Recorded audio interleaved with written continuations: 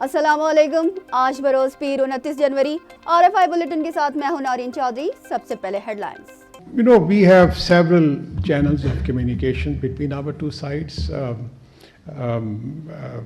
At the leadership level, there are strong channels of communications. I have had the pleasure of interacting with my brother Amir Abdullahian on a number of occasions, and we have established a degree of trust between each other.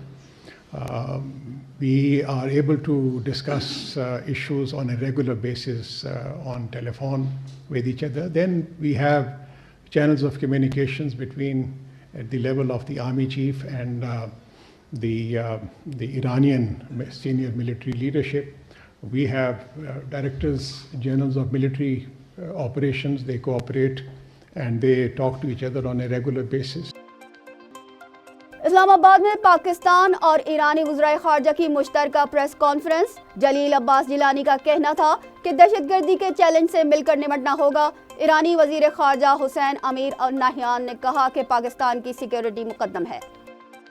با زمان از میان برداشتن کامل تهدیدات تروریستی علیه دو ملت نسبت به تبادل و استقرار نیروها و افسران امنیتی در دو کشور پیگیری اجرای موافقتنامه امنیتی و توافقات امنیتی بین مقامات نظامی و امنیتی دو کشور با جدیت ادامه خواهیم داد. امریکی فوجیوں کی ہلاکت کے بعد امریکی صدر پر ایران پر حملے کے لیے دباؤ میں اضافہ. جبکہ ایران نے اردن میں امریکی فوجی اڈے پر ڈرون حملے میں ایران کے ملوث ہونے کے الزامات مسترد کر دیے. اردن کے امریکی بیس پر ڈرون حملے میں 3 امریکی فوجی ہلاک، 34 زخمی. حوثیوں سے پریشان امریکیوں کے لیے نئے خطرات ابھرنے لگے. پاکستان سے منسلک ایرانی سرحدی شہر سروان میں 9 پاکستانی مزدوروں کا قتل. شرپسندوں نے گولیاں برسائیں. ملزمان کو جلد گرفتار کر لیں گے، ایرانی حکام کا دعویٰ. بھارتی ریاست منی پور میں فسادات میں تیزی آ گئی. کوکی عیسائی قبائل کا ایک رضاکار ہندو میتی بلوائیوں کی فائرنگ سے ہلاک. امریکی ریاست فرانسسکو میں خالستان کے لیے ریفرینڈم کا انعقاد. ہزاروں سکھوں نے ووٹ کاسٹ کیا. شمالی کوریا کا ایک ہفتے میں دوسری مرتبہ اسٹریٹجک کروز میزائل کا تجربہ. صدر کم جونگ ان کا کہنا ہے کہ بحریہ کو طاقتور بنا رہے ہیں. امریکہ ترکیہ کو 40 F-16 لڑاکا طیارے دے گا، جبکہ یونان کو F-35 لڑاکا طیارے دیے جائیں گے.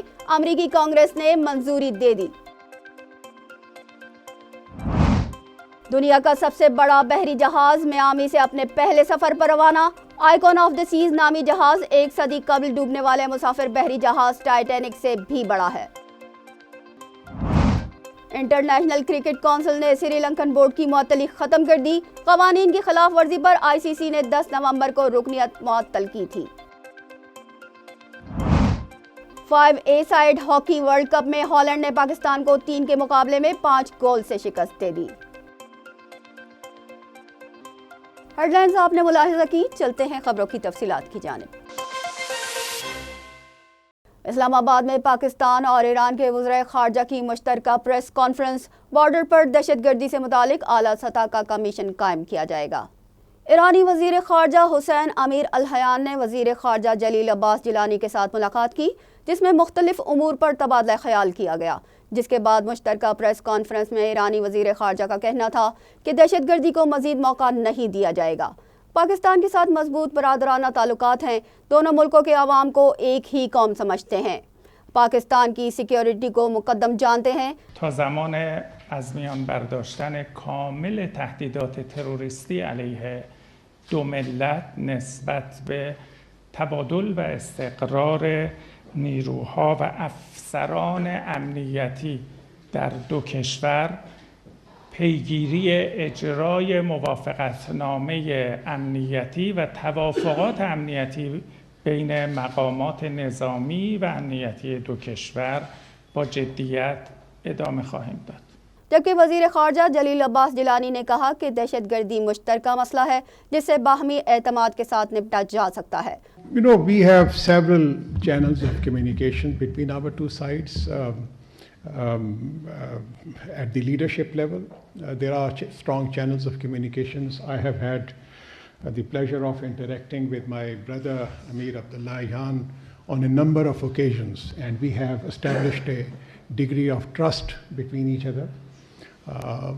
We are able to discuss issues on a regular basis on telephone with each other. Then we have channels of communications between at the level of the army chief and the Iranian senior military leadership.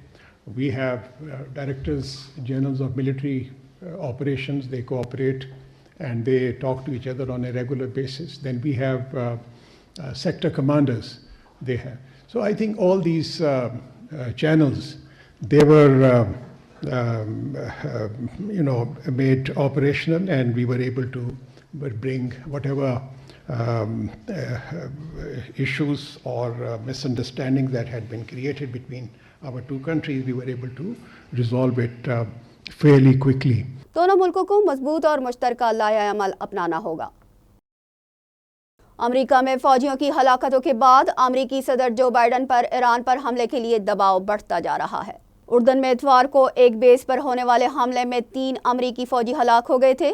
Writers کے مطابق امریکی صدر Joe Biden نے فوجیوں کی ہلاکت کا الزام ایران کی حمایت یافتہ عسکری گروپس پر لگایا ہے۔ امریکی کمانڈر نے ڈرون حملے کا حوالہ دیتے ہوئے کہا کہ 28 جنوری کو شام کی سرحد کے قریب شمال مشرقی اردن میں اڈے پر ہونے والے حملے میں 3 امریکی فوجی ہلاک جبکہ 25 زخمی ہو گئے تھے۔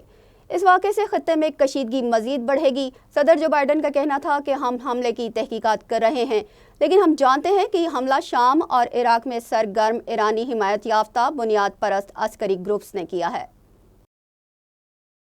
اردن میں امریکی فوجی اڈے پر ڈرون حملے میں 3 امریکی فوجی ہلاک اور 34 زخمی ہو گئے۔ امریکی صدر جو بائیڈن نے اس کا ذمہ دار حوثیوں کو قرار دیا ہے۔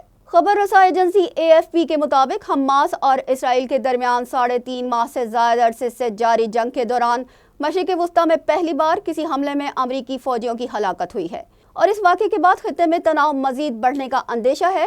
حماس نے کہا کہ فوجیوں کی ہلاکت سے ظاہر ہوتا ہے کہ غزہ کی جنگ جاری رہنے کی صورت میں اگر امریکہ اسرائیل کی پشت پناہی کا سلسلہ جاری رکھتا ہے تو اسے پوری مسلم دنیا سے متصادم ہونا پڑ سکتا ہے۔ امریکی صدر جو بائیڈن نے حملوں کا الزام ایران پر عائد کیا ہے، جبکہ ایرانی وزارت خارجہ نے اپنے بیان میں واضح کیا ہے کہ اردن میں امریکی فوجی اڈے پر حملے سے ایران کا کوئی تعلق نہیں ہے۔ ایران کے سرحدی شہر سروان میں 9 پاکستانی مزدوروں کو قتل کر دیا گیا۔ ایران کے صوبے سیستان کے سرحدی شہر سروان میں نامعلوم افراد نے گھر میں گھس کر مزدوروں پر فائرنگ کی، جس سے 9 مزدور موقع پر جاں بحق ہو گئے۔ واقعے کے بعد امدادی ٹیموں نے زخمی اور لاشوں کو اسپتال منتقل کیا۔ شہید ہونے والے پاکستانی مزدور ایک ورک شاپ پر کام کرتے تھے، جہاں انہوں نے رہائش بھی اختیار کر رکھی تھی۔ ایران میں تعینات پاکستانی سفیر مدثر ٹیپو نے واقعے کو افسوسناک قرار دیتے ہوئے ایرانی حکومت سے ذمہ داروں کو گرفتار کرنے کا مطالبہ کیا ہے، جبکہ زاہدان میں پاکستانی قونصل جنرل نے اسپتال کا دورہ کیا، زخمیوں کی خیریت دریافت کی اور میتوں کو پاکستان پہنچانے کا اعلان کیا۔ ایرانی میڈیا کے مطابق ابھی تک کسی تنظیم نے واقعے کی ذمہ داری قبول نہیں کی ہے۔ بھارتی ریاست منی پور میں فسادات تھم نہ سکے، بلوائیوں کی فائرنگ سے دفاعی رضاکار ہلاک ہو گیا۔ بھارت کی شورش زدہ ریاست منی پور میں وقت گزرنے کے ساتھ ساتھ حالات بگڑتے جا رہے ہیں۔ ریاست کے دارالحکومت امپھال اور ضلع کانگ پوکپی میں ہندو میتی قبائل نے کوکی عیسائی قبائل کی آبادی پر حملہ کیا۔ فائرنگ کے تبادلے میں ایک کوکی رضاکار ہلاک اور متعدد زخمی ہو گئے۔ گزشتہ ہفتے بھی آسام رائفلز کے اہلکار مارے گئے تھے۔ تاہم کوکی عیسائی قبائل نے علیحدگی کے اعلان سے قبل دہلی سرکار کو جو مہلت دے رکھی تھی، اس کے میعاد بھی ختم ہونے والی ہے۔ امریکی شہر سان فرانسسکو میں خالصتان ریفرنڈم کے لیے ہزاروں سکھوں نے ووٹ ڈالا، جس کا مقصد بھارتی پنجاب کو دنیا کے نقشے پر آزاد ملک کے طور پر تسلیم کروانا ہے۔ غیر ملکی خبر رساں ادارے کی رپورٹ کے مطابق خواتین اور معمر افراد کی بڑی تعداد بھی ووٹ ڈالنے کے لیے پولنگ اسٹیشن پہنچی۔ سکھ رہنماؤں نے کہا کہ آج سکھوں نے بھرپور انداز میں ووٹ کے ذریعے بھارت سے نفرت کا اظہار کر دیا ہے۔ رہنماؤں نے واضح کیا کہ بھارت سکھوں کو ان کے حق سے محروم نہیں کر سکتا۔ بھارت کو سکھوں کی طاقت اور سوچ کا اندازہ ہو جانا چاہیے۔ سکھ رہنما نے کہا کہ بھارتی پنجاب جلد دنیا کے نقشے پر آزاد ملک کے طور پر ابھرے گا۔ امریکہ یمن کے حوثی باغیوں کے حملے سے نمٹنے کے لیے پاکستان سے تعاون کا خواہش مند ہے۔ امریکی محکمہ خارجہ کی ترجمان مارگریٹ میکلاؤڈ نے کہا کہ پاکستان نیوی انٹرنیشنل کمبائنڈ میری ٹائم فورس کی مؤثر رکن ہے۔ ان کا کہنا تھا کہ حوثیوں کے حملوں سے خطے کی تجارت متاثر ہو رہی ہے، پاکستان سے بحیرہ احمر میں کشیدگی پر رابطے میں ہے۔ امریکی محکمہ خارجہ نے کہا کہ خطے کے دیگر ممالک حوثیوں کے خلاف ٹاسک فورس میں شامل ہوں تو خوش آمدید کہیں گے۔ امریکہ اور اس کے اتحادیوں کو یمن کے عوام کی مشکلات کا احساس ہے۔ خطے کے تمام ممالک بشمول پاکستان کو امریکہ اور برطانیہ کی نئی ٹاسک فورس کے تحت قائم کیے جانے والے خوشحالی محافظ آپریشن کا ساتھ دینا چاہیے۔ نگراں وفاقی وزیر عمر سیف کا کہنا ہے کہ پاکستان موبائل فونز کی برآمد کا $5 ارب کا ہدف جلد حاصل کر لے گا۔ اسلام آباد میں موبائل کانفرنس سے خطاب کرتے ہوئے وفاقی وزیر انفارمیشن ٹیکنالوجی عمر سیف نے کہا کہ 35 کمپنیوں کو موبائل مینوفیکچرنگ کے لائسنس جاری کر چکے ہیں، کچھ پارٹس ملک میں بن رہے ہیں، مکمل موبائل بنانے پر کام جاری ہے۔ 2 سالوں میں 9 کروڑ موبائل فون اسمبل کیے جا چکے ہیں، جس میں سے 2.5 لاکھ موبائل فونز برآمد کیے گئے ہیں، جن کی مالیت $1.5 کروڑ ہے۔ 2 سال میں $50 کروڑ اور 5 سالوں میں $5 ارب کے موبائل ایکسپورٹ کرنے کا ہدف حاصل کرنا ہے۔ بھارت $10 ارب کے موبائل فونز ایکسپورٹ کرتا ہے۔ ایران میں اسرائیل کے لیے جاسوسی کے الزام میں 4 مجرموں کو پھانسی دے دی گئی۔